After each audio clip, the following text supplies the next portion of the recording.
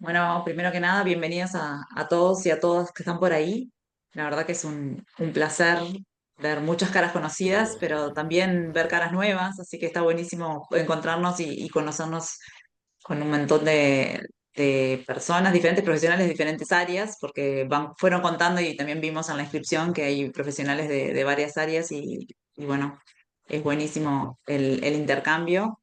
Por supuesto, agradecerle a Valeria Ramos, que está por ahí, que nos va a brindar un poquito, un ratito, una parte de todo el conocimiento y el trabajo que viene haciendo todos estos años.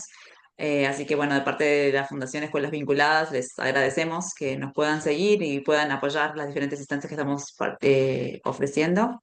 Y por ahí preguntaba a alguien si de qué forma pueden seguir el trabajo de la Fundación y los invito a seguirnos en las redes y a través de la página web, que tenemos toda la información de los diferentes proyectos que vamos haciendo y realizando. Así que bueno, eso es una parte importante para seguir nuestro trabajo y poder participar en diferentes instancias abiertas.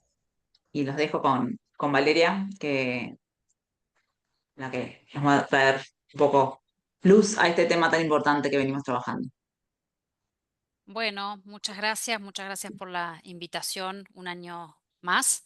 Em, Varias de las personas que están acá, por lo que vimos en las inscripciones, participaron el año pasado y otras no. Así que bueno, habrá cosas que obviamente voy a tener que repetir, aunque siempre se dicen de manera distinta.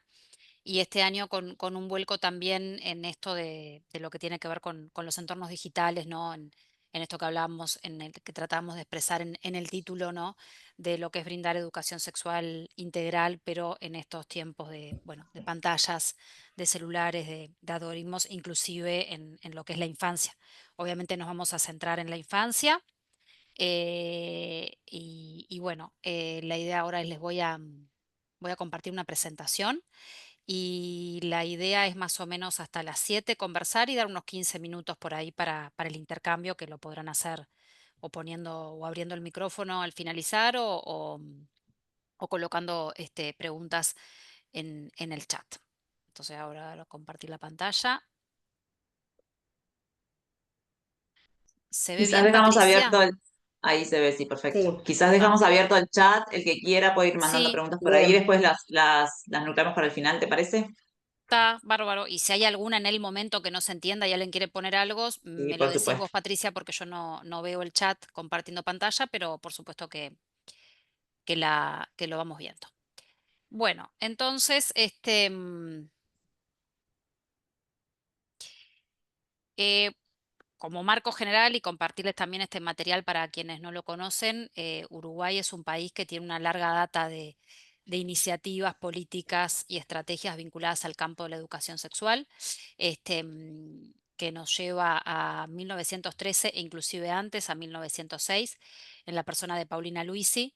Y nosotros este compendio hicimos el año pasado una línea de tiempo con los principales hitos vinculados a la educación sexual en el sistema educativo uruguayo, que lo pueden encontrar después.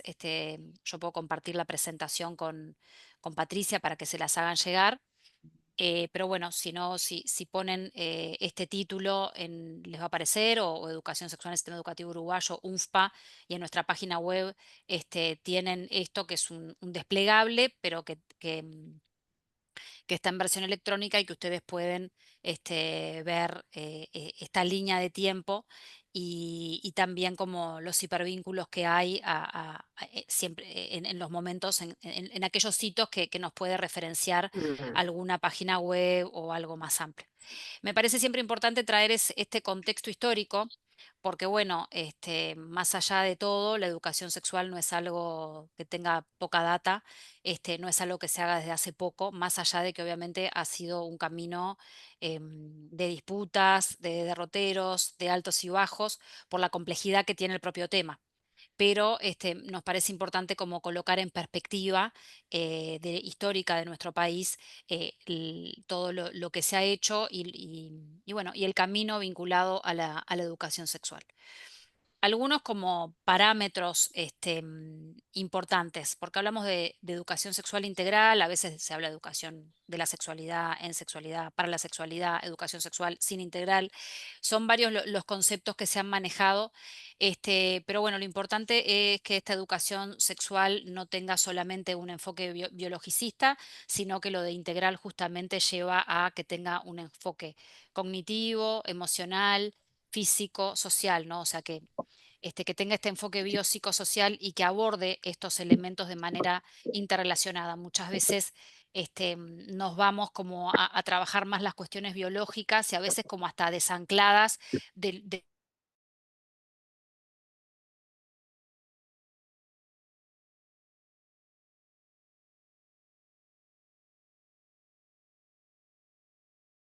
Vale, te silenciaste. Valeria, ahí. ahí, sí. Está. Entonces, bueno, este enfoque integral es importante. La educación sexual es un factor protector de niños, niñas y adolescentes porque tener información sobre estos temas, tener educación y formarse en estos temas protege, protege ante situaciones de abuso y violencia sexual, protege ante relaciones inequitativas, protege ante el ejercicio de su sexualidad en las distintas etapas de la vida. Entonces, llegar en la adolescencia es tarde, hay que llegar desde la primera infancia, ¿no? Eso lo dicen las evidencias, está comprobado, y más allá de toda una serie de mitos que puede haber vinculados a la educación sexual, sabemos, porque nos lo dice la evidencia, que es importante dotar a los chiquilines de competencias, habilidades y conocimientos desde muy chiquitos para que eso se dé en clave de trayectoria educativa y aborde las distintas etapas de la vida.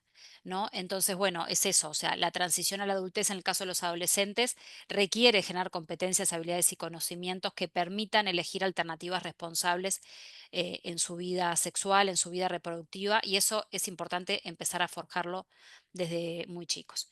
Las revisiones sistemáticas de alta calidad evidencian que la educación sexual integral en los centros educativos tiene un impacto positivo en niños, niñas y adolescentes en todo lo que es dotarles de conocimientos, actitudes, y habilidades para la toma de decisiones.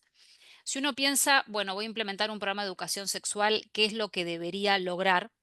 Y bueno, por un lado, reducir información incorrecta. Esta generación, más que ninguna, y ahí nos vamos al título de esta presentación, ¿no? En esta época de pantallas y celulares, otras generaciones, niños, niñas, adolescentes, podían hacer una pregunta vinculada a la educación sexual y si nadie se la respondía, quizás no era tan fácil que accedieran a información, tenían que ir a una revista, buscar un libro, preguntarle a otra persona.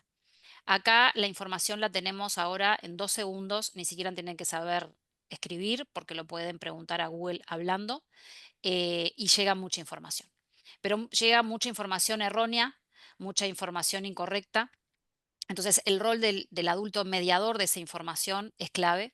Entonces, por eso más que nunca hoy la educación sexual la tenemos que brindar, porque ya no es algo que si no le respondemos, bueno, verá, no, si no lo respondemos van a ir a buscar a Google, van a ir a buscar la información a otros lados y van a encontrar cosas incorrectas e inclusive ver imágenes que no son apropiadas para el momento del desarrollo psicosexual de ellos, porque depende de la pregunta que pongan, pueden aparecer cualquier tipo de imagen que los deja bueno, que les puede generar cuestiones que no queremos que generen, porque pueden aparecer imágenes con contenido sexual explícito o pornográficas. Entonces, estas también son elementos que nosotros tenemos que tener en cuenta, pero también tener en cuenta a la hora de posicionarnos y defender por qué estamos brindando educación sexual, inclusive para hablarlo con las familias, ¿no? Y poder compartir esto, lo importante que es. Obviamente que también lo que tenemos que lograr con la información es aumentar, con la educación sexual, es aumentar el conocimiento y el manejo de la información correcta que tengan, es clarificar y consolidar valores y actitudes positivas, es fortalecer las competencias necesarias para tomar decisiones fundamentadas, la capacidad de actuar. Después vamos a llevar esto a ejemplos más concretos.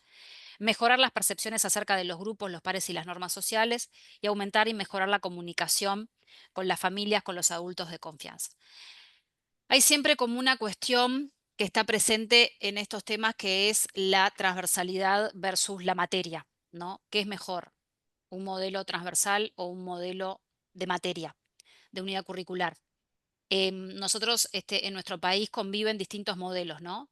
En educación inicial y primaria lo que se propone es que sean las maestras que manejen estos contenidos o distintos docentes del sistema, pero principalmente las docentes en aula que manejen estos contenidos, cómo se manejan otros. Eh, en el caso de media, tenemos una propuesta en secundaria que es más un modelo vinculado a la transversalidad, a cargo de referentes de educación sexual en los distintos liceos. Y en la UTU tenemos el modelo de la materia, ¿no? Entonces, bueno, conviven esos modelos y bueno, y lo que nos dicen las evidencias es que depende de cómo se dé cada uno de ellos, es cuán bien o no tan bien se logra. Yo creo que en realidad es importante hacer una mezcla de ambos modelos. Tener el espacio curricular es muy importante, pero si solo la educación sexual se aborda en el espacio curricular y no se transversaliza, corremos el riesgo de que no se aborde integralmente, de que quede en ese espacio y después no se pueda ver, no se genere espacio de aprendizaje en otros lugares. Ahora vamos a ver un poco el tema de las puertas de entrada que también plantean las orientaciones de educación sexual de ANEP. Y la transversalidad corre el riesgo que no se haga nada, ¿no? Que de tan transversal que sea, no se hace nada, ¿no? O que quede como por encima de todo. Entonces, creo que tenemos que ir hacia un modelo en donde nos demos los espacios curriculares, pero también donde la educación sexual sea parte de la vida cotidiana. ¿Cuáles son las características que sabemos, que tenemos las evidencias de UNESCO, las evidencias internacionales, que permiten mayor efectividad en los currículos por competencia, ¿no? Lo de las competencias, bueno, así como hemos tenido toda esta transformación curricular basada en competencias y bueno, y también hay una educación sexual en competencias, sobre todo en una época, como decíamos, hay mucho manejo de información. Entonces, es muy importante, más allá de la información la tiene al alcance de la mano, generar competencias en este campo. Entonces, bueno, como para tener un horizonte y decir qué características tiene, y bueno, basarnos en evidencias científicas y en modelos teóricos, contar con un desarrollo lógico, secuencial, progresivo, ¿no? Lo que hablábamos hoy, donde nos permitamos plantearnos, yo después voy a ir dando ejemplos de esto, ¿no? Pero ciertos objetivos de aprendizaje en función de la etapa de la vida, de la edad, del momento del desarrollo general y del desarrollo psicosexual en particular, y poder pensarlo en clave de trayectoria educativa, en el caso del sistema educativo, desde que entran en inicial hasta que salen en bachillerato, ¿no? Poder pensar en ese continuo en donde haya una secuencia y una progresividad en las competencias que van desarrollando. Realizar actividades para reflexionar sobre el entorno de la persona, el contexto y las formas de cómo se vive la sexualidad, estimular el cuidado de la salud, ofrecer alternativas, servicios y recursos, fortalecer habilidades de comunicación, autonomía y negociación, competencias para tomar decisiones fundamentadas y actuar en función de ellas, y abordar el tema de género promoviendo la igualdad, el empoderamiento, la no discriminación y el respeto. Hay 8 conceptos claves que manejan las orientaciones técnicas internacionales que fueron actualizadas por la UNESCO en 2018, que son estos 8. Relaciones, valores, cómo entender el género, la violencia y cómo mantenerse seguros, habilidades para la salud y el bienestar, el cuerpo humano y el desarrollo, la sexualidad y la conducta sexual y la salud sexual y reproductiva. Yo se los quiero mostrar, no es para ahondar en ellos, porque eso nos podría llevar mucho más de una hora, pero sí para que ustedes, si les parece que es algo que les puede aportar, y yo creo que sí, que ayuda a todo esto que estamos hablando, puedan ir a las orientaciones técnicas y poder ver cómo ir bajando estos conceptos, de hecho ahí lo tienen y ahora se los voy a presentar, cómo ir bajando estos conceptos a temas y a objetivos de aprendizaje, un poco esto que hablábamos de la secuencia y de la progresividad. Entonces, lo que ustedes van a encontrar en esas orientaciones son estos 8 conceptos que también ustedes pueden decir, bueno, pero falta X concepto y yo lo colocaría y me generaría tales objetivos, ¿no? O sea, esto es algo que también puede ser como recreado y ampliado. Entonces, por ejemplo, si uno toma un tema, ¿no? El concepto, como tenemos ahí en el cuadrante naranja, el concepto clave uno, que es relaciones, uno puede decir, bueno, dentro de relaciones, entonces los temas van a ser familias, van a ser amistad, amor y relaciones románticas, va a ser tolerancia, inclusión y respeto, y va a ser compromisos a largo plazo, ¿no? Y así lo tenemos para cada concepto, es decir, cada concepto clave, acá tenemos los 8, tiene una serie de temas relacionados, que ustedes los pueden ver allí, uno por uno y que los pueden ver en las orientaciones técnicas. Entonces, está esta síntesis en donde vamos a seguir trabajando con el del cuadrante naranja, que es el de las relaciones, pero como ven, están todos los otros. Entonces, luego de esos temas, esto baja objetivos de aprendizaje por edad, ¿no?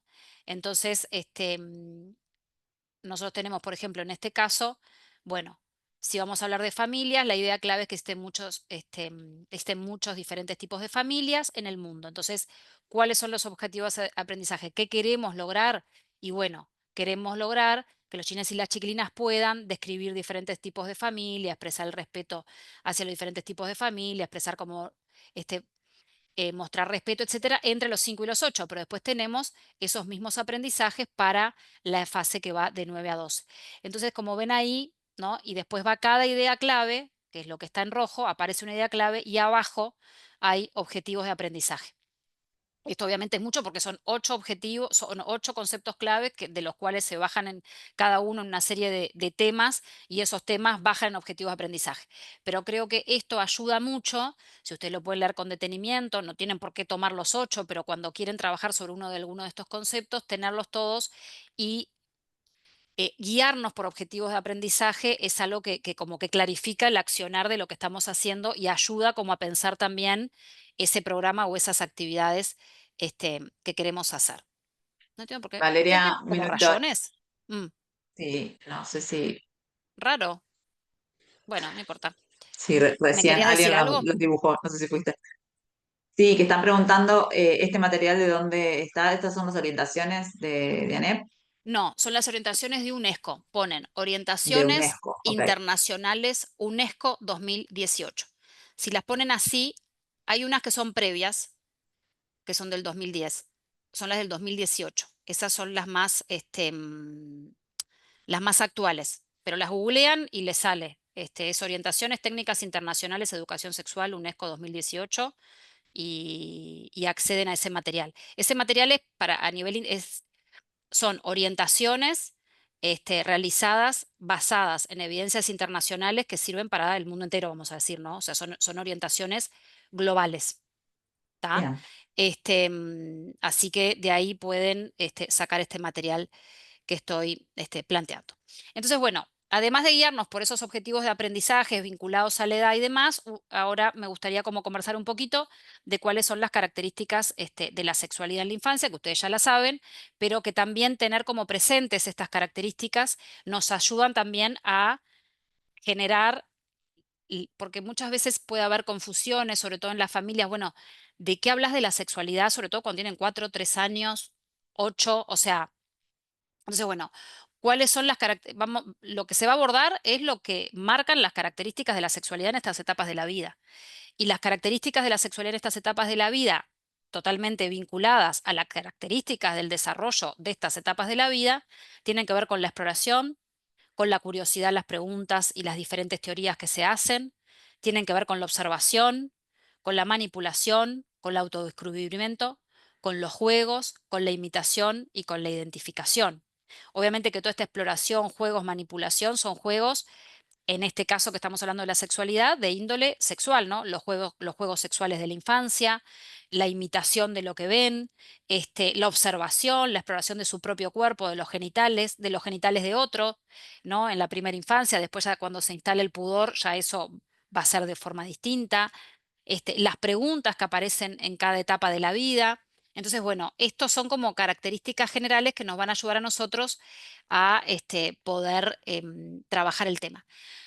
Uno podría agruparlos, esta es una agrupación que yo hice, pero que en realidad puede haber otros, así como tenemos los 8 conceptos claves que plantea la UNESCO, yo acá planteo como grandes bloques, ¿no? Creo que hay un gran bloque que es la afectividad, ¿no? Cuando pensamos en educación sexual integral. Los niños y niñas desde muy chiquitos aprenden o no a recibir y transmitir cariño.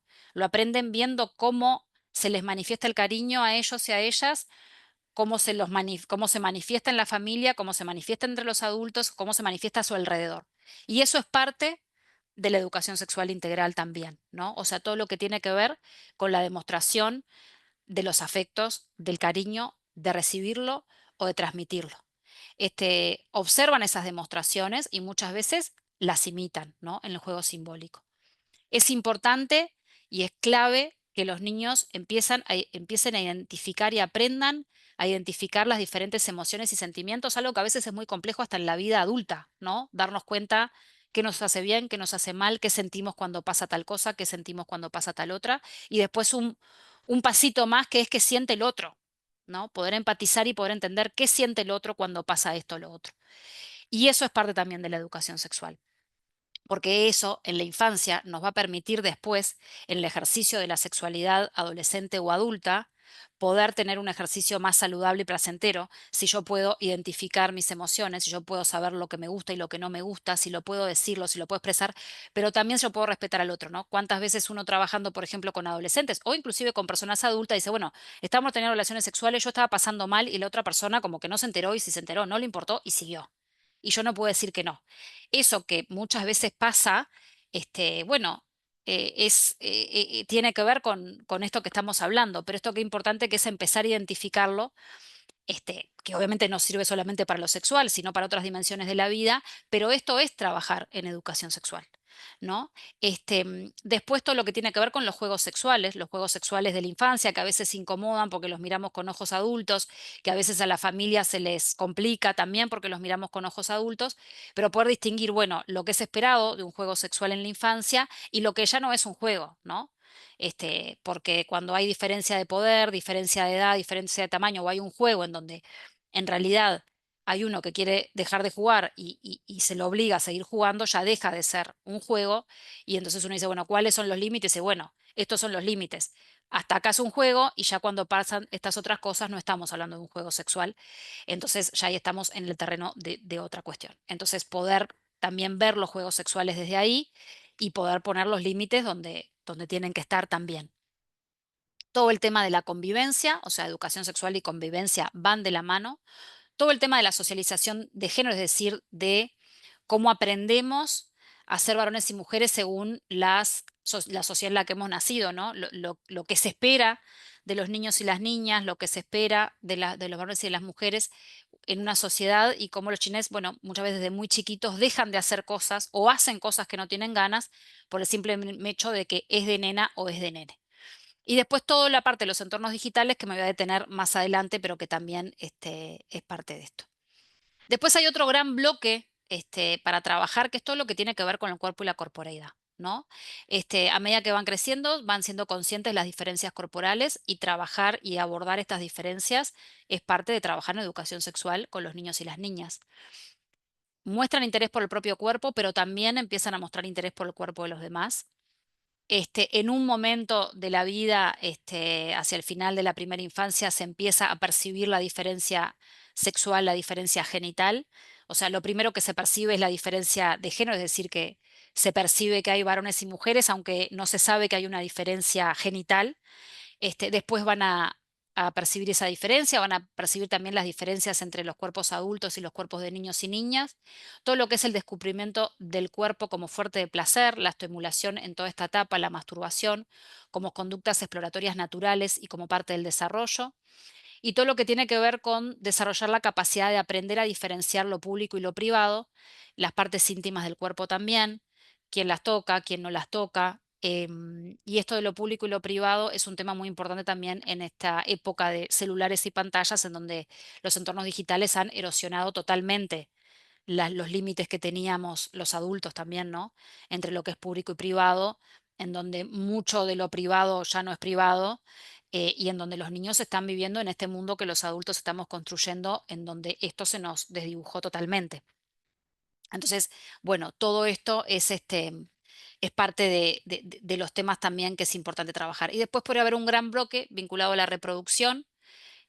Niños y niñas desde educación inicial empiezan a interesarse por eventos como la concepción, el embarazo, el parto, obviamente que puede haber disparadores, ¿no? Una maestra embarazada, una mamá embarazada, un hermanito que está por llegar, genera preguntas que quizás en otros niños no se generan en distintas etapas de la vida, pero hay interés de saber sobre esto. Van experimentando y construyendo su capacidad de maternar, de paternar, en sus juegos, con sus familias, mirando cómo son con ellos, en el cuidado de sus mascotas, en los juguetes, ¿no?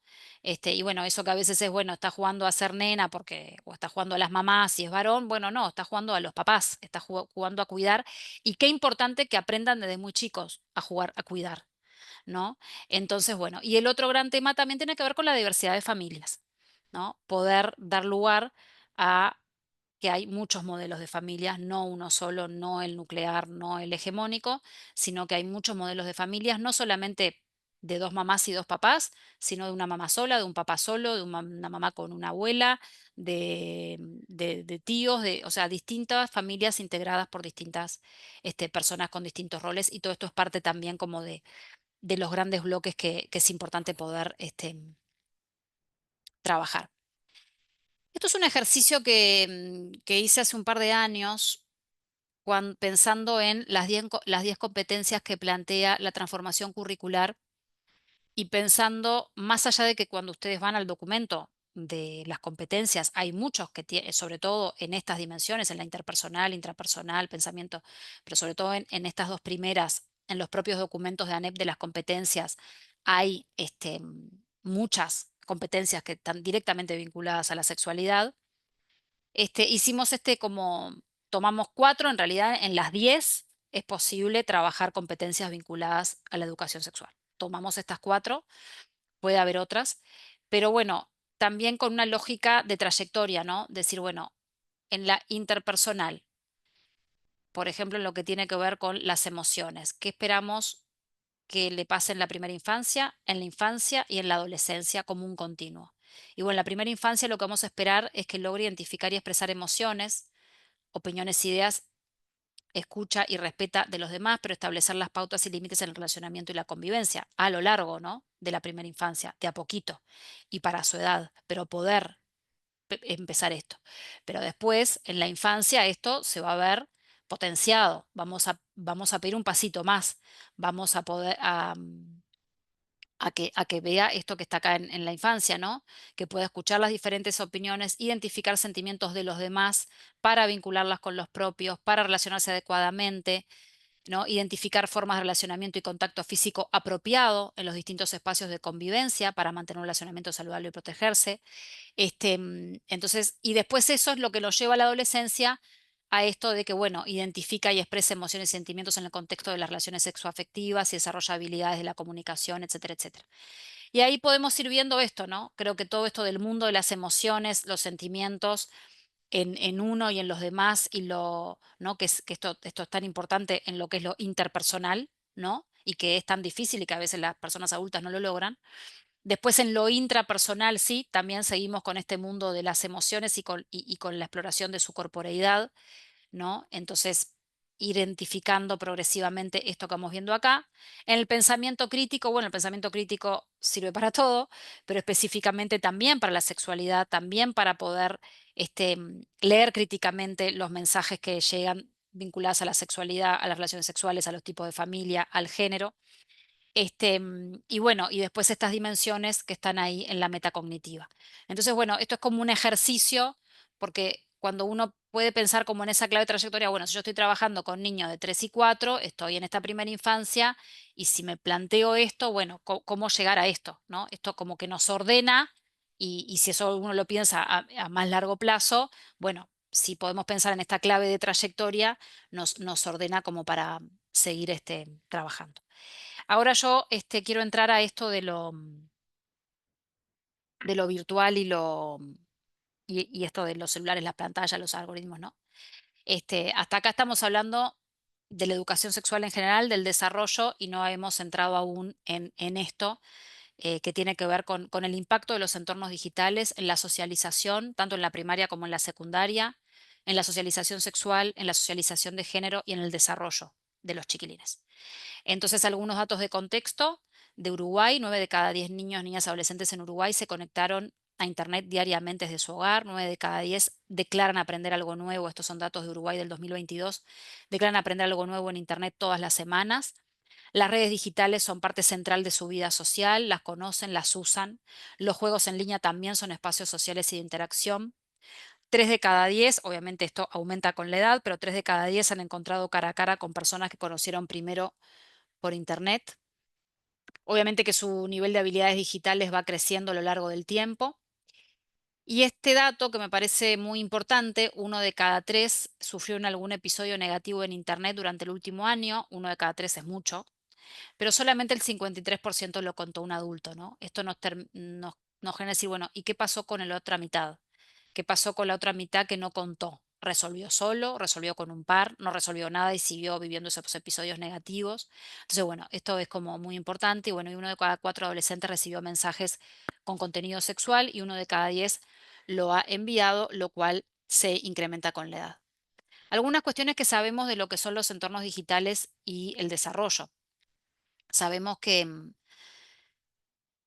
la forma en que estamos usando las tecnologías impactan y que cada vez hay una atención más fragmentada. En todos, esto en los adultos también los pasa, ustedes los deben sentir seguramente. Tenemos menos capacidad porque no estamos, nuestro cerebro no está preparado para la sobrecarga que tenemos, ni el nuestro como adultos, ni el de ellos como chiquilines.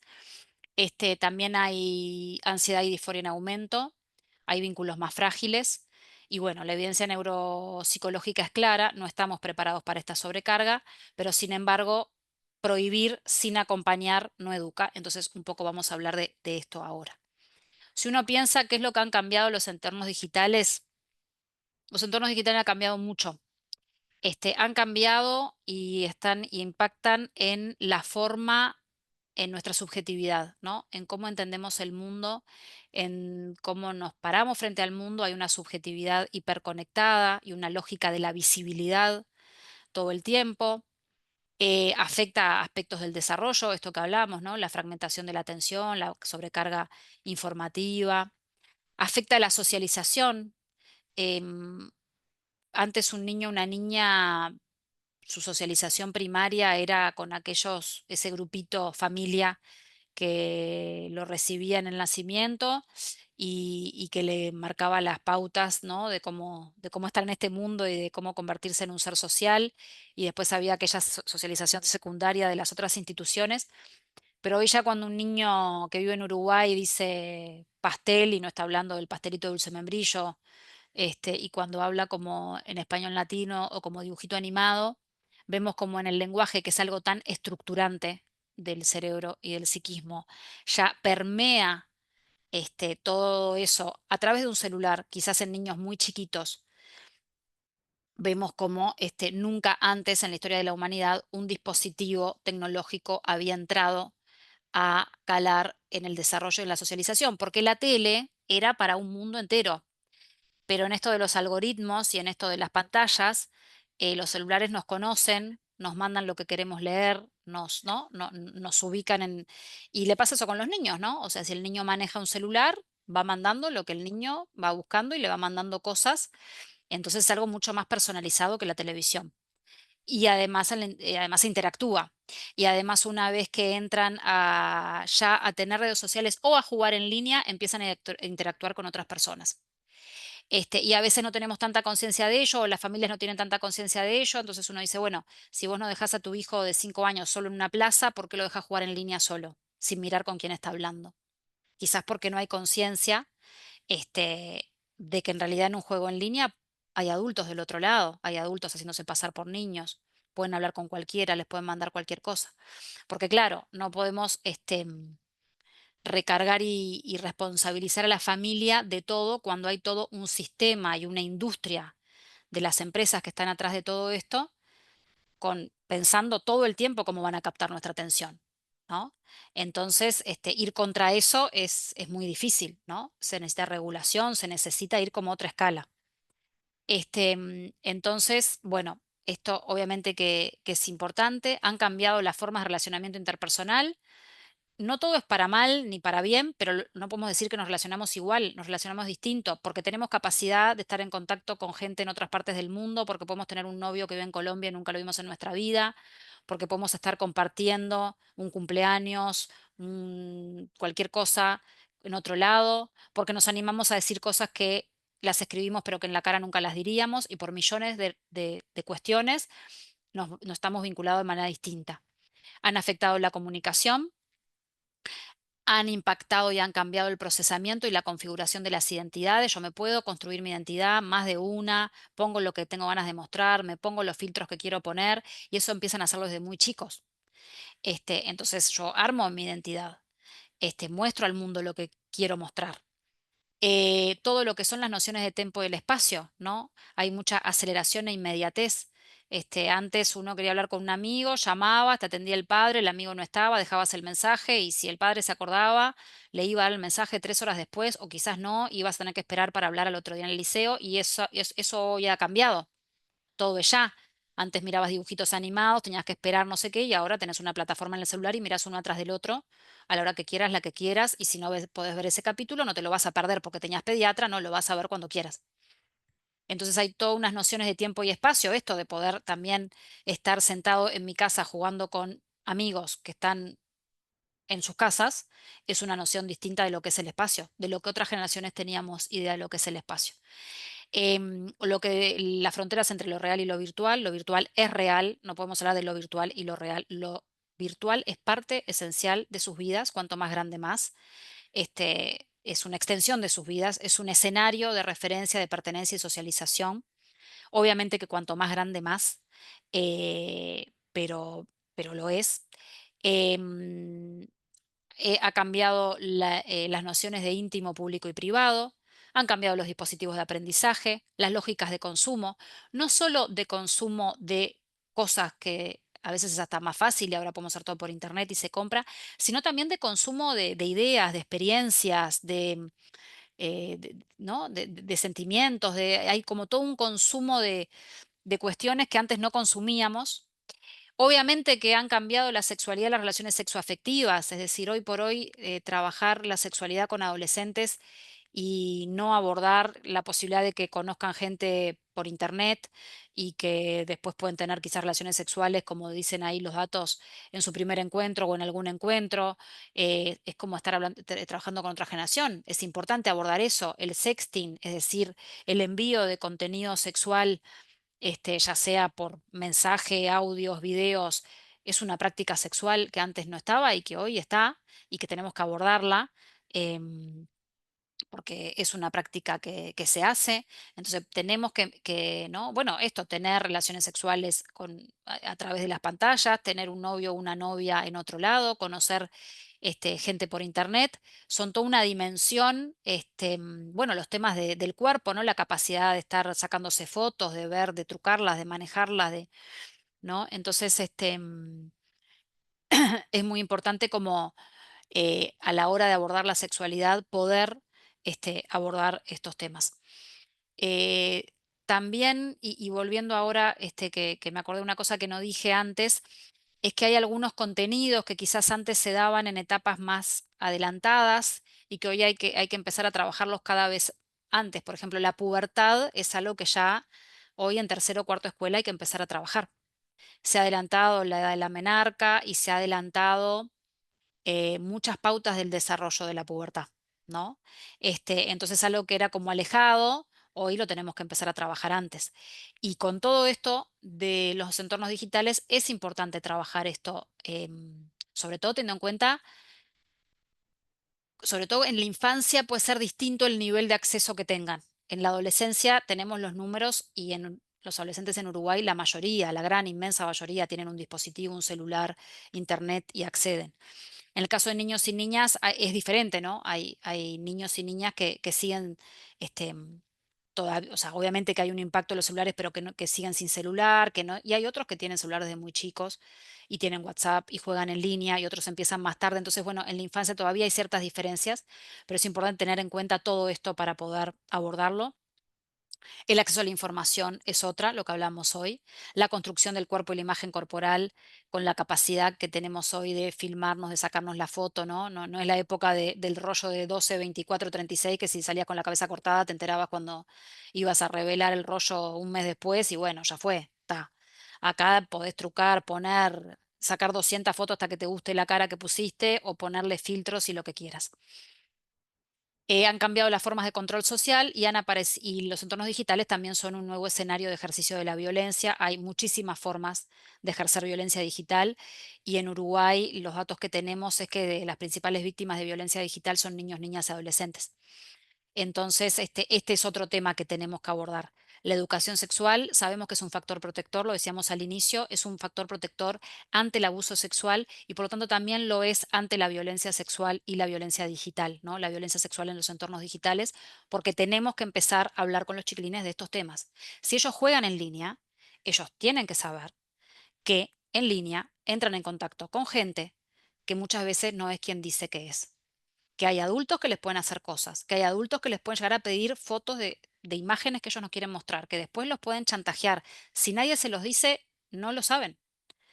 Y si están en línea, jugando solos, sin supervisión, eso les puede pasar y pueden terminar recibiendo pornografía, pueden terminar mandando fotos a cambio de comprarte la espadita o la monedita del no sé qué para pasar de pantalla y no tenés plata, pero soy macanudo y te la compro y me mandas una fotito de no sé qué y terminas enganchado en eso. O en juegos como Roblox, otras plataformas, poder acceder a escenas sexuales que no son propias para la edad y poder estar en esas escenas o jugando a tener relaciones sexuales o a violar a alguien con 8 años. Entonces, si juegan en línea, hay que empezar a abordar eso y tienen que hacerlo con supervisión, por supuesto, ¿no? Y si tienen redes también, y si tienen redes y si tienen WhatsApp, entran en contacto con otras personas. Entonces, estos son temas que tenemos que abordar con las familias y que son parte necesaria de la educación sexual. Estos son datos de adolescentes, de un estudio que hicimos con ANEP de bachillerato, pero que los traje porque de niños y niñas no tenemos, pero de adolescentes sí, que es el lugar que le otorgan a las fuentes de información por importancia, las fuentes de información vinculadas a la sexualidad. Entonces, cuando el CHINE se les preguntó en este estudio representativo a nivel nacional quiénes eran las fuentes de información más importante, como ven, aparece el mundo adulto arriba, ¿no? La familia en primer lugar, los centros de salud, después los hermanos mayores, el centro educativo, después bajando los amigos, y al final aparece todo lo que son los entornos digitales, ¿no? Buscando en un motor de búsqueda, las redes, etcétera. Pero cuando nosotros preguntamos, perfecto, estos son los que vos te parecen más importantes, ¿quiénes son los que te brindan esta información? Vemos que la gráfica casi que se da vuelta y Google pasa al segundo lugar y las familias pasan al cuarto y los tres primeros lugares tenemos a los amigos, a los motores de búsqueda en Internet y a los amigos a través de las redes. Después aparecen los adultos. Entonces, esto nos tiene que llamar mucho la atención y la necesidad de poder revisar cómo estamos educando o no educando en sexualidad, porque si bien 8 de cada 10 adolescentes en Uruguay piensan que los mensajes más importantes sobre la sexualidad lo transmiten la familia, los centros educativos y la salud, en el último año estas instituciones nunca o casi nunca les hablaron sobre esto. Con lo cual, bueno, es o que no les hablaron de esto o que les hablan de cosas que no les importan, que para ellos es no me hablan de esto. Entonces, este dato a nosotros nos saca el sueño en el sentido de decir, ¿qué está pasando? Y qué está pasando que le estamos donando la educación sexual a las plataformas y a los motores de búsqueda y a los entornos digitales.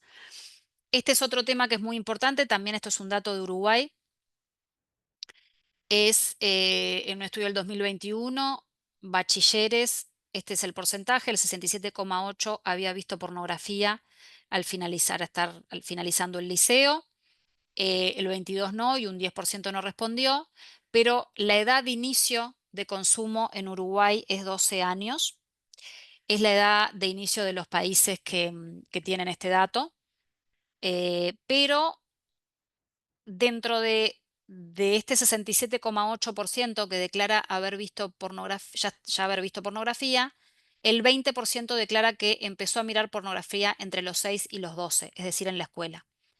Estos chiquilines tenían 18 años el año 2021, o sea que uno tiene que ir para atrás, ¿no? En unos, no sé, 8 años y pensar cuando eran niños y en ese momento no había un acceso ni a los celulares ni a Internet que hay hoy. O sea que podríamos pensar que ese porcentaje en los niños de hoy se aumenta, ¿no? Y que los niños vean pornografía es un problema. Es un problema porque la pornografía es misógina, es violenta, plantea un tipo de relación sexual que no es necesariamente la real unos tipos de cuerpo, unos tipos de genitales que están muy lejos de lo real, unos tipos de relaciones que también. Y socializarse mirando eso no es algo apto para la infancia. No son imágenes aptas para cuando sos niño y niña. Entonces, este es un problema, el hecho de que accedan a la pornografía. Y claro, antes acceder a la pornografía era más difícil, tenías que ir al videoclub, conseguir a alguien que te sacara el video mayor de 18, juntarte en una casa, conseguir una revista. Hoy lo tenés al alcance de tu mano, en cualquier momento, en cualquier lugar.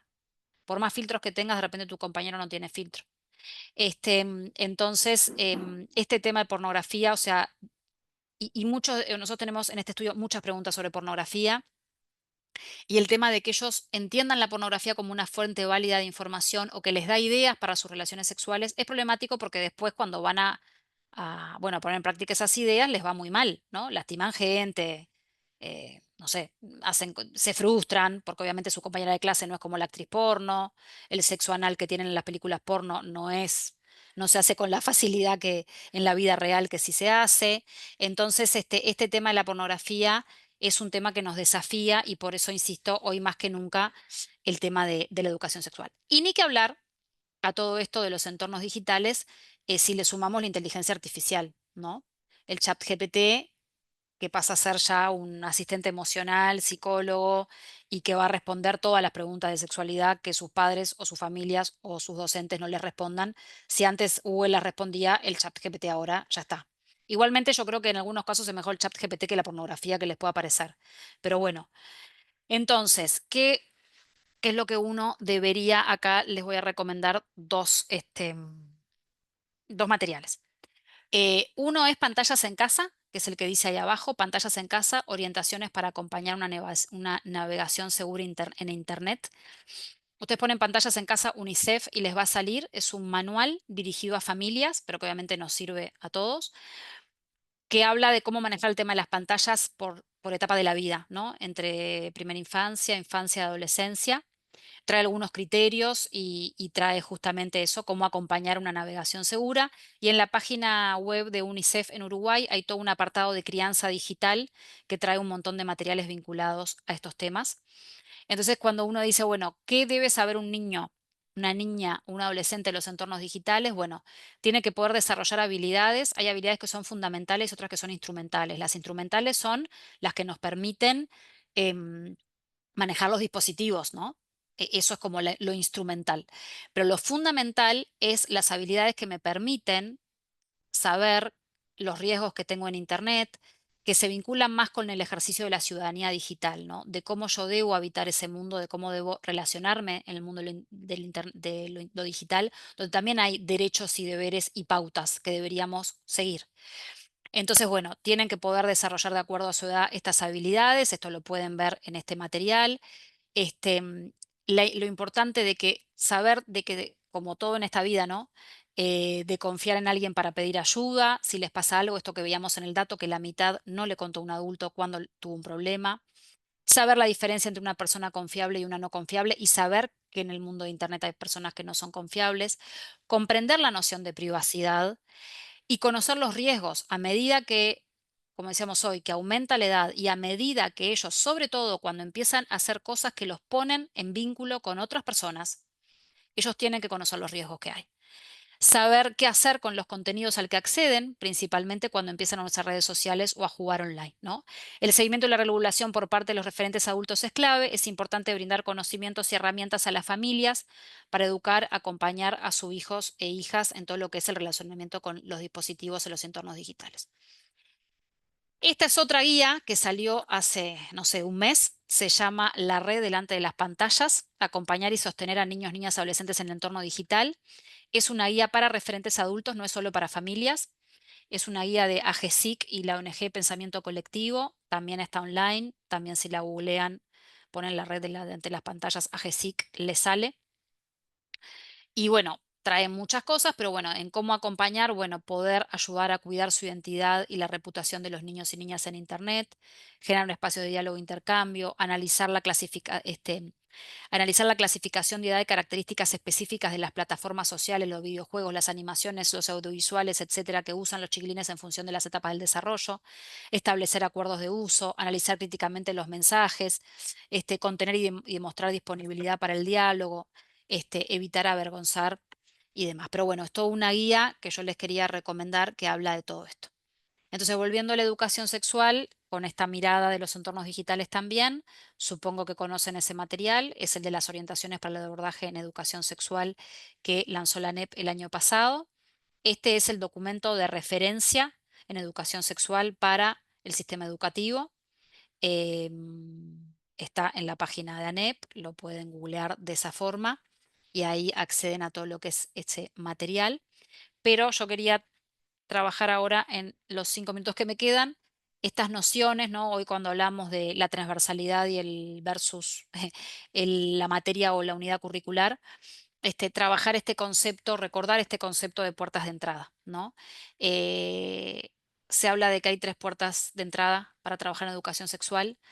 Una es uno mismo, una misma, ¿no? O sea, poder hacer una autorreflexión, un análisis de lo que nos pasa con estos temas, teniendo en cuenta que nosotros somos la principal herramienta de trabajo. Entonces, bueno, habría que hacerlo con todos los temas, pero con este en particular, que es un tema complejo, que es un tema que hay muchos mitos, mandatos, hemos recibido mensajes, muchos no hemos recibido educación sexual en la infancia, entonces tenemos nuestros propios prejuicios, estereotipos, poder analizar esto para no plasmarlo a la hora de intervenir educativamente y para poder hacer intervenciones profesionales y no intervenciones moralizantes o intervenciones de lo que a mí me parece, sino fundamentadas y basadas en evidencias, en derechos y pudiendo como despojarme de estas otras cosas o por lo menos tener claro qué me pasa a mí con todo esto.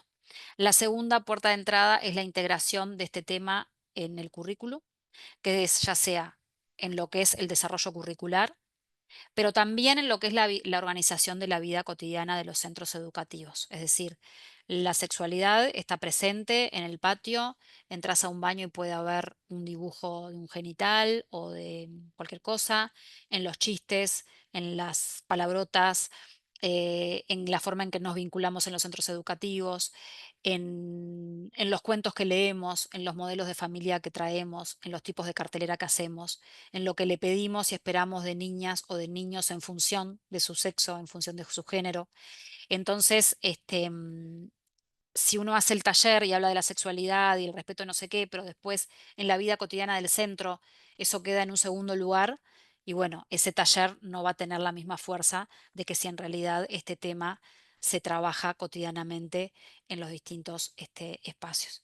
Y después la situación ante situaciones emergentes. Muchas veces las situaciones emergentes son las que nos hacen trabajar en educación sexual. Claramente no podemos solo trabajar a partir de situaciones emergentes, ¿no? Hay que tener una educación sexual cotidiana y cuando llegue el emergente poder abordarlo. Pero el emergente es muy importante porque es un emergente. Entonces, justamente el emergente tiene que ser una oportunidad para poder pensar una intervención y para poder abordar ese emergente y transformarlo en una intervención educativa. Entonces, los emergentes son muy importantes. Y la tercera puerta es lo que tiene que ver con la relación entre el centro educativo, las familias y la comunidad en este tema, ¿no? Cómo enganchar este tema, abordar este tema y vincularlo desde la escuela, pero también con los centros educativos y la familia. Entonces, bueno, estas 3 puertas de entrada están desarrolladas con ejemplos en el documento de orientaciones sexuales de la ANEP. Y después acá, bueno, hay algunas estrategias para el trabajo en educación sexual, todo lo que tiene que ver con el desarrollo del lenguaje y la comunicación en sus distintas formas, todas las actividades que se hacen para identificar y expresar emociones, opiniones, ideas, todo lo que tiene que ver con juegos, dramatizaciones, que nos sirven para trabajar en estos temas que estamos hablando, abordar el derecho a expresar si una demostración de afecto no les gusta, a respetar a los demás, la importancia de ponerse en el lugar del otro, identificar las acciones que me hacen mal, y reparar esos errores, y todo lo que tiene que ver con las pautas de convivencia y resolución de conflictos son líneas importantes. Obviamente que ya en la edad escolar la adquisición de la lectoescritura nos permite incorporar textos, incorporar otras cuestiones que nos permiten abordar de manera distinta también la educación sexual.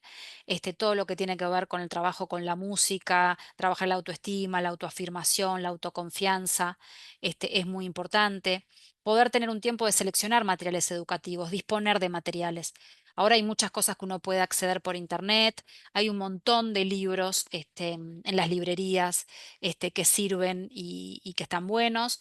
Hay cosas que uno misma puede hacer. Entonces, bueno, como poder tener la selección de materiales que nos ayuden a trabajar, pueden ser audiovisuales, pueden ser muchas cosas, y bueno, y todo lo que tiene que ver también con la organización del espacio, que hace a estos mensajes que se transmiten vinculadas a la sexualidad y el género. ¿No? Y bueno, y estas otras cuestiones, ¿no? Que tienen que ver, lo voy diciendo rápido porque ya estoy llegando a la hora, con todo lo que es el abordaje del cuerpo y la corporeidad, que a veces se pierde en ese pasaje de inicial a primaria, ¿no? Es como que en inicial hay como mucha más capacidad de hacer eso, y cuando pasan a primaria, hay veces que eso se corta abruptamente o a veces no tan abruptamente. Entonces, poder igual mantener esta posibilidad de expresarnos corporalmente, de manejar el cuerpo, obviamente que muchas veces en primaria se hace, y muchas docentes de primaria o muchas escuelas promueven esto, pero hay veces que no. Entonces, bueno, sabemos que todo esto aporta a ese proceso de reconocimiento de su corporalidad integral, identificar su imagen corporal, todo lo que tiene que ver con los hábitos de autocuidado y respeto, todo lo que tiene que ver con la experiencia cotidiana en el centro, y bueno, y todo esto que ya hemos hablado de la intimidad y, mm, y demás. Después yo puedo compartirles a través de Patricia la presentación para que les llegue, y algunos materiales que nombré y que están allí. Pero bueno, siendo las 7, eh, quería ahora dar un espacio para, no sé, para los aportes, el intercambio, las dudas, lo que quieran. Puede ser por el chat o puede ser que abran micrófono y hablen.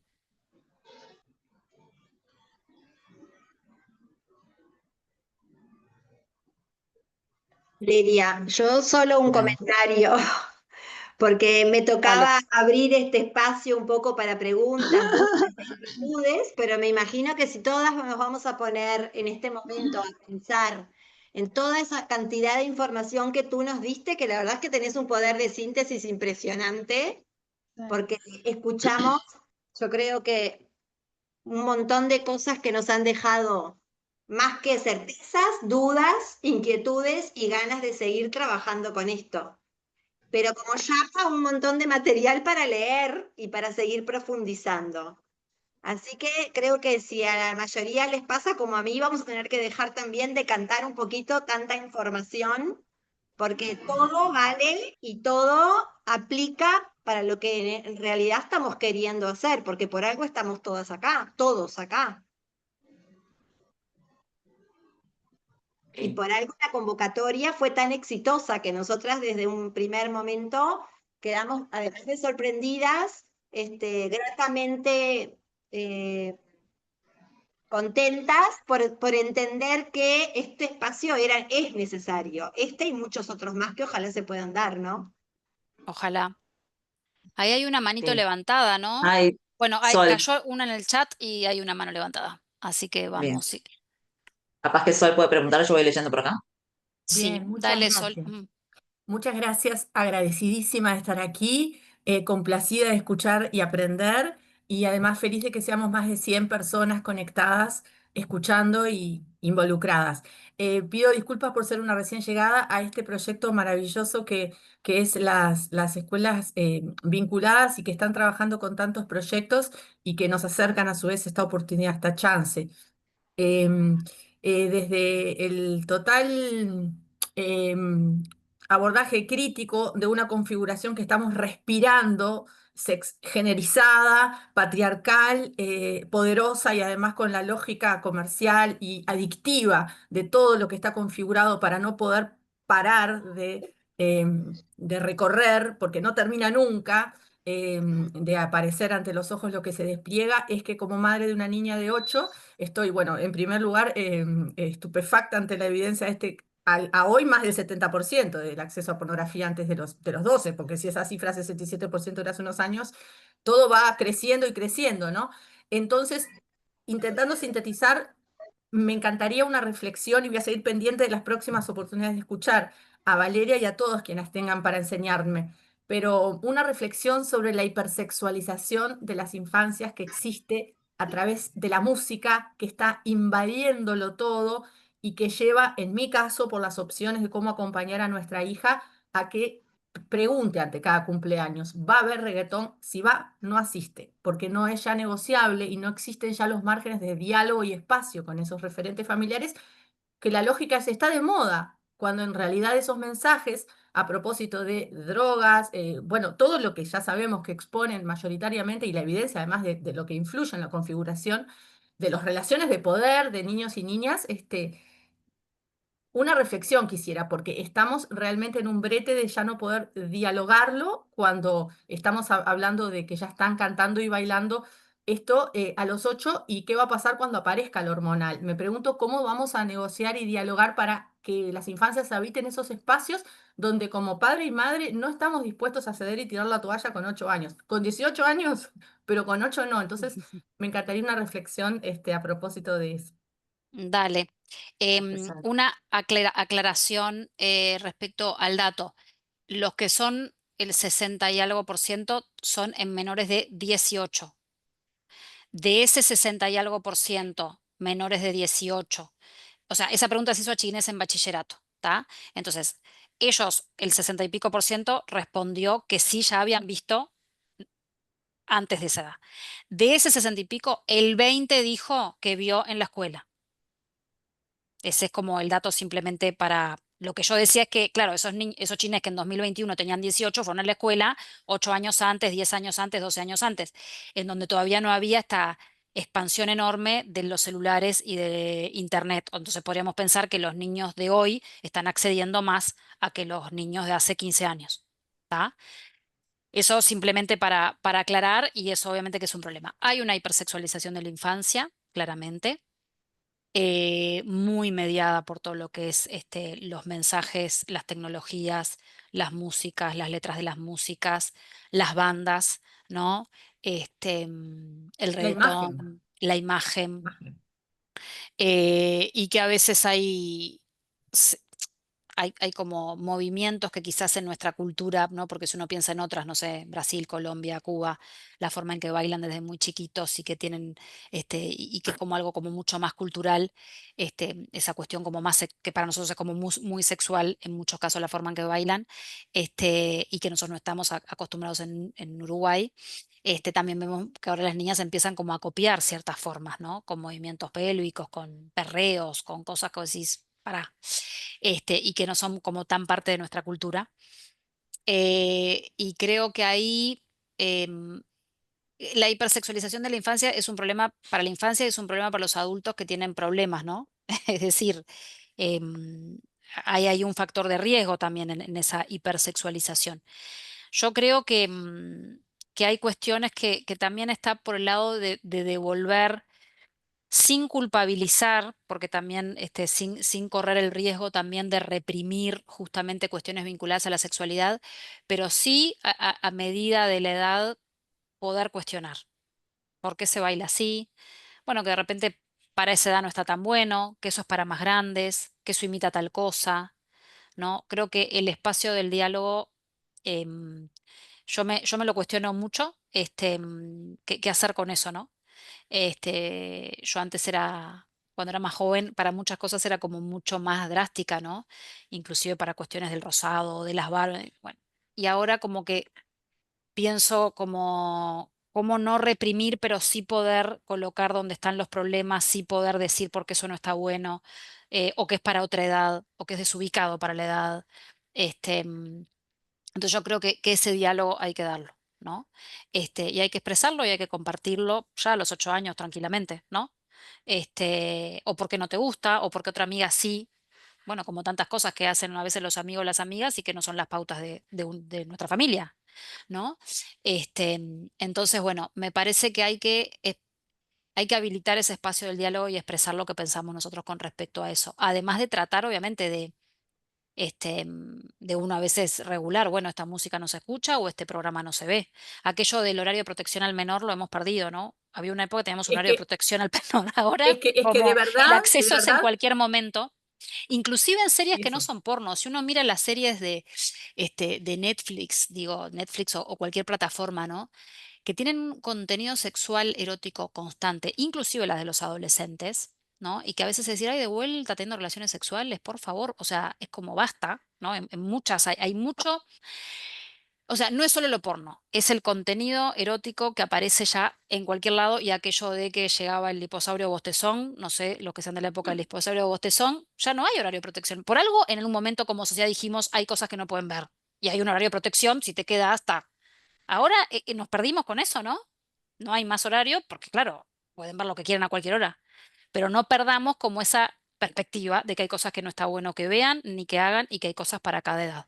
Lo que pasa es que, claro, uno puede regular de una forma y de repente va a la casa de otro y lo ve o lo ve en cualquier lado. Entonces creo que ahí es como un tema, la Gracias. primer reflexión que me surge. Acá había otro, ¿para qué se me fue? Natalia Era preguntaba justamente, venía en esta línea también Natalia. en 13 años y se me pasa que Sí, veo muy ahí. sexualizados. Creo que está Eh, hablando un poco de, bueno, qué es lo propio de la edad y qué es lo que, bueno, hay que ver más allá si Mira, hay alguna en ese sugerencia a retomar. tema es todo un tema, porque antes teníamos como claro ciertos indicadores específicos e inespecíficos del abuso sexual, ¿no? Físicos y emocionales, y en lo emocional claramente uno decía, bueno, conductas inapropiadas para la edad, para el momento de desarrollo psicosexual, sexualización, lenguaje no sé qué, bueno, son indicadores de abuso sexual. Esos indicadores con los entornos digitales, el acceso a la pornografía, todo lo que nos estamos hablando, se han desdibujado. Ahora hay muchos niños que no necesariamente están sufriendo violencia sexual presencial, que tienen conductas no apropiadas para la edad, que tienen inclusive síntomas de abuso sexual. Entonces, eso se nos ha desdibujado. Obviamente, hay veces que, como vos decís, bueno, en tu caso has preguntado, no dicen nada. En otro caso, yo qué sé, me vienen muchas ideas a la cabeza, muchos cuentos a la cabeza, ¿no?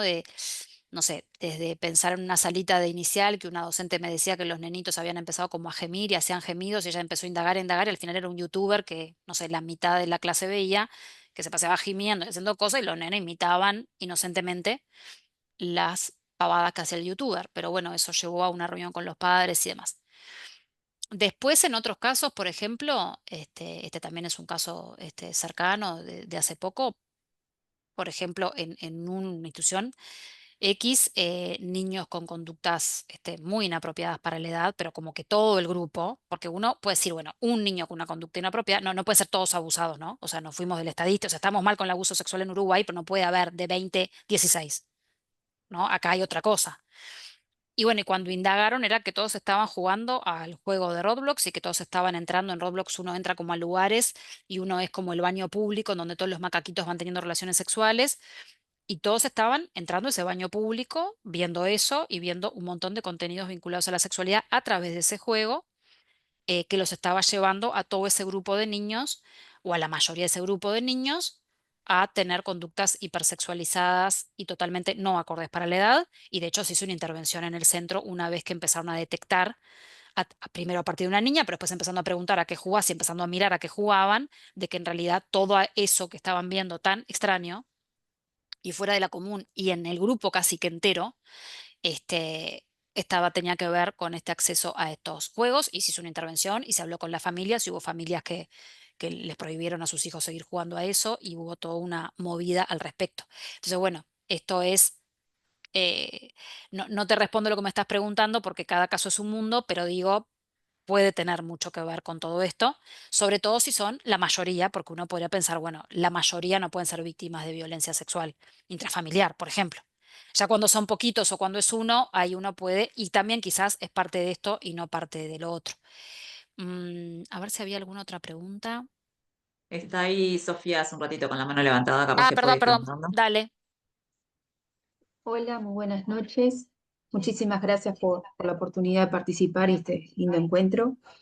Yo soy médica y aparte mamá, y me convocaron algunas maestras de la escuela donde asiste mi hijo mayor para ver si yo podía dar, por ejemplo, alguna charla con respecto a las partes del cuerpo, todo eso. Pero la pregunta, o sea, pero mi inquietud más bien viene a que madres se me acercaron diciéndome que sus hijos, a través de que a partir de primer año ya le dan las pantallas, las tablets, juegan, en este caso me dijeron puntualmente, al Minecraft, creo que se Mm. llama así, y que muchas madres descubrieron que mientras estaban jugando los hijos, ellas se fijaron y a muchos les aparecieron comentarios, sos nene, sos nena, tenés novio, no tenés novia. Entonces, hubo un movimiento de ciertas madres que empezaron a cuestionar el hecho de que ¿cuánto tiempo es lo habitual de ponerle una pantalla en la escuela al niño, niña, cuando, por ejemplo, en la casa se lo intenta de restringir, de intentar controlar, porque los tenés 8 horas ahí, quieras o no, la maestra, por más que quiera, si tiene un grupo de 28, 32 niños, no puede estar pantalla por pantalla.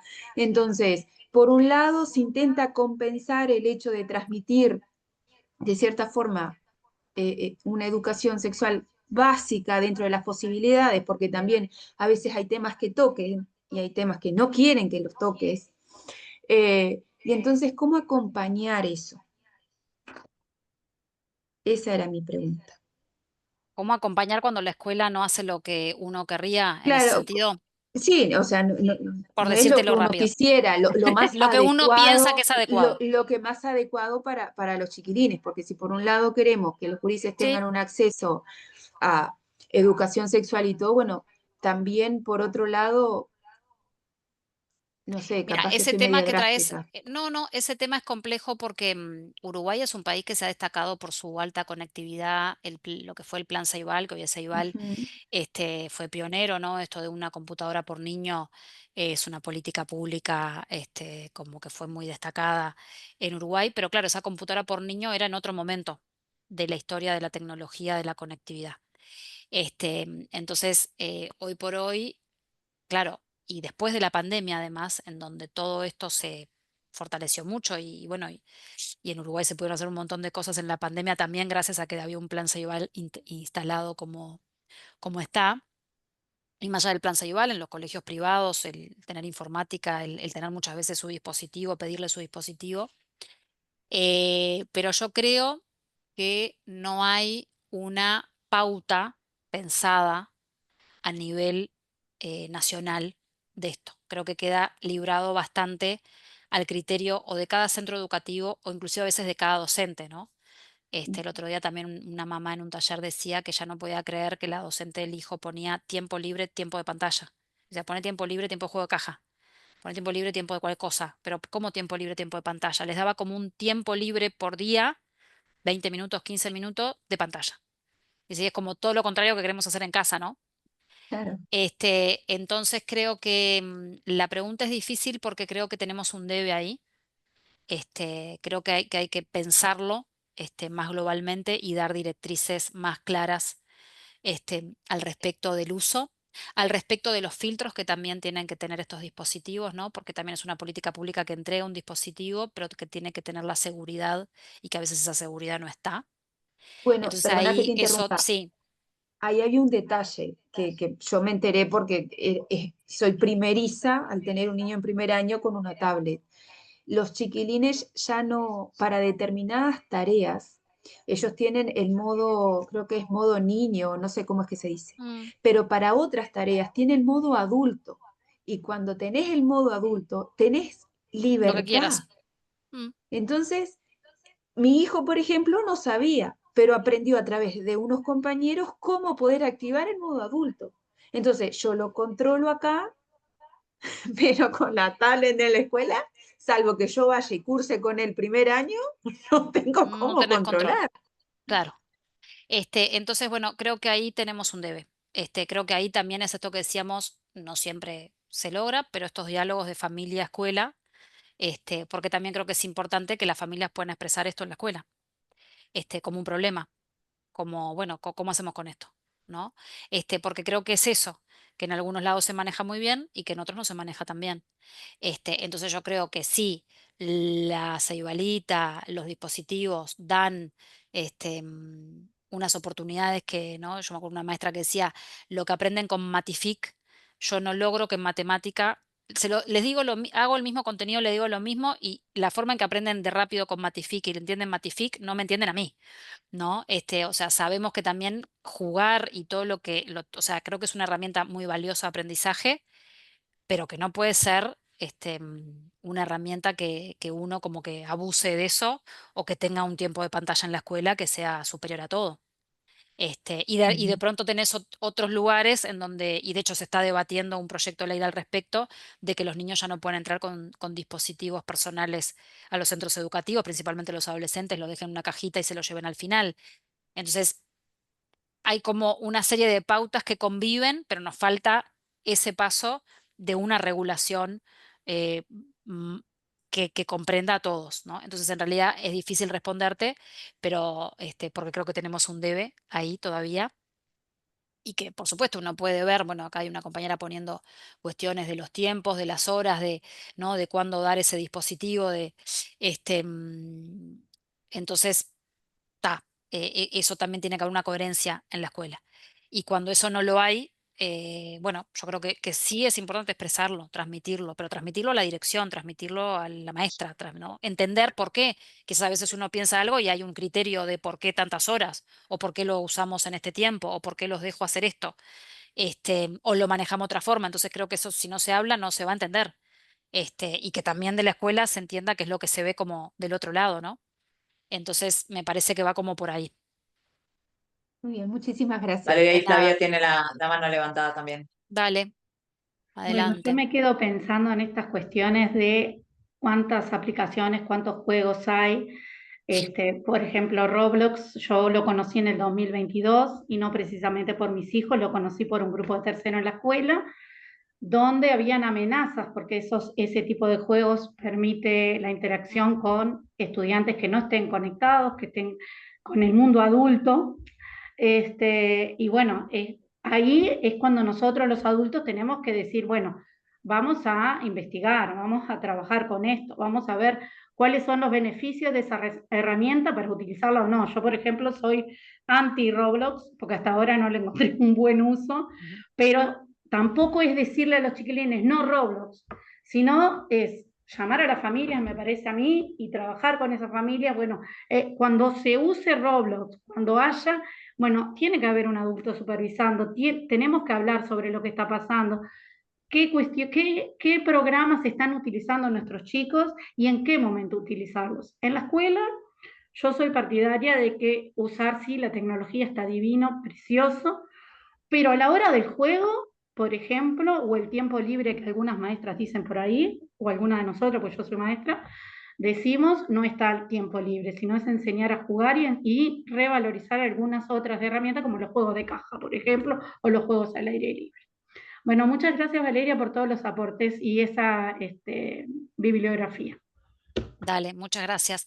Totalmente de acuerdo contigo en el sentido de, bueno, lo que nos dicen las evidencias es que en la primera infancia la verdad que no aporta mucho la tecnología, ¿no? Es ese momento de la socialización del cara a cara insustituible de lo humano y en la etapa de la escuela, bueno, eso va cambiando un poquito, pero yo creo que es muy importante que más que nunca los adultos y adultas estemos presentes, ¿no? A veces el celular tienta porque se calman, tienta porque se callan, tienta porque se quedan quietos, porque muchas veces quedan como ahí.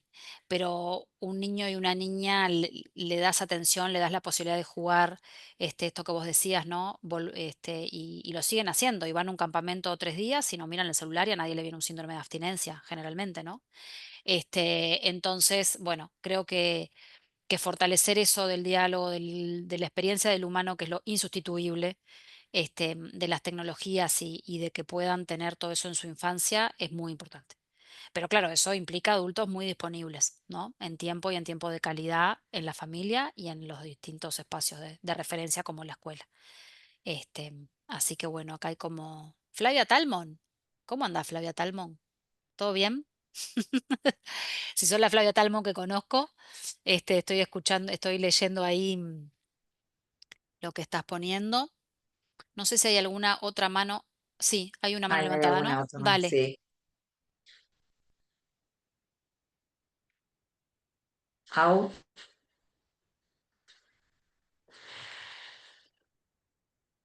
ahí sí, Hola, ahí, no sí. Ahí. sé si me escucha porque yo escucho medio bajo, no sé, tuve un problema Sí, ahí Te con el perfecto, escuchamos micrófono. se bien. escucha bien. Sí. Bien, bueno, yo soy educadora de primera infancia, de acá de Maldonado. Muchas gracias, entré tarde porque llegué tarde del CAIF, pero muchas gracias por todo lo que escuché.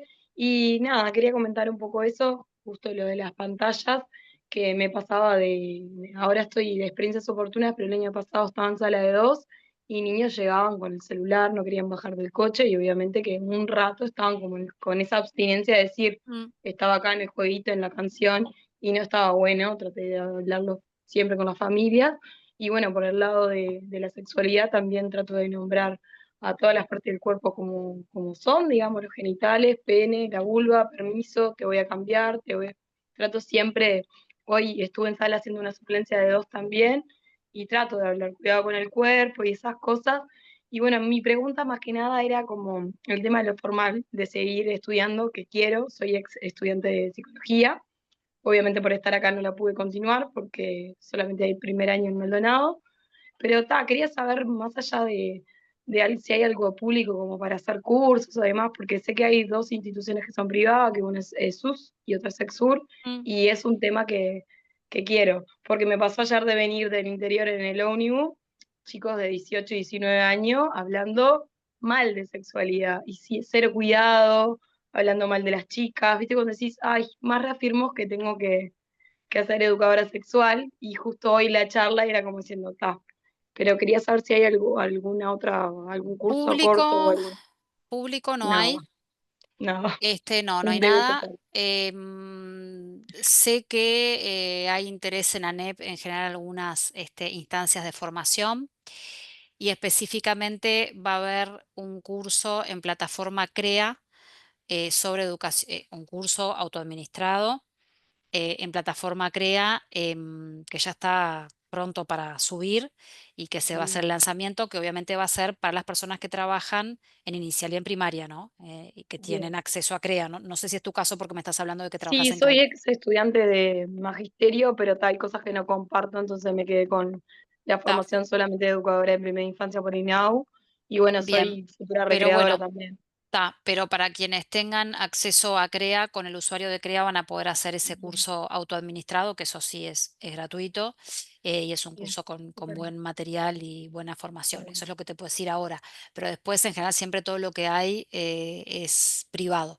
Puede ser que, bueno, que en esta administración hay como ideas de hacer algunas cuestiones, pero no sé si eso va a suceder. Así que no, para recomendarte algo público, no estoy en conocimiento de nada público.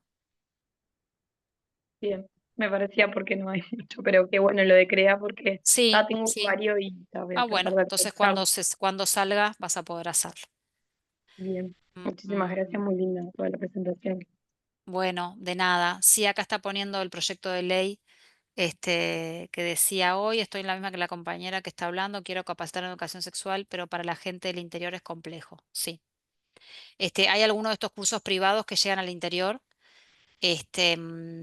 Pero no, así para recomendar, no. Bueno, todo es pago en realidad, porque por ejemplo la ONG Iniciativas Sanitarias lanzó un curso que es virtual, o sea que la gente del interior lo puede hacer, pero bueno, tiene su costo también. Así que sí, lo que hay es privado, tiene ¿Y costo. recomendás alguno privado, sí que esté bueno como psicólogo, así digo, que sepas que tiene buen material o no? Porque estoy en duda, yo me intenté anotar, pero después no pude, cuestiones de costo y demás.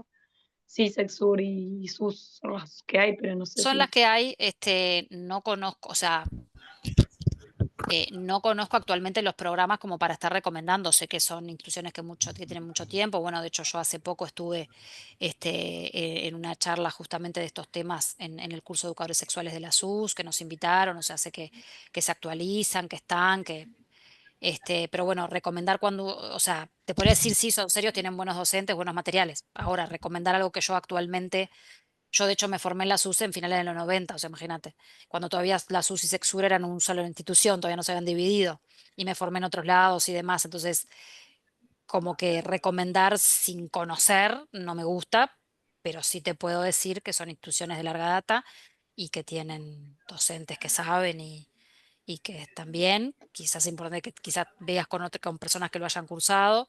E Iniciativas Sanitarias este año lanzó hace poco un curso en modalidad virtual. También es gente formada y que está bien. A veces Flaxo Argentina, quizás puedes entrar a la página de Flaxo Argentina, no es que hagan cursos, pero bueno, materiales y esas cuestiones, y a veces salen algunos cursos gratuitos, pero bueno, hay que estar como al alpiste.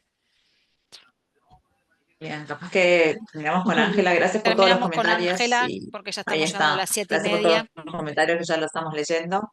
Ahí está.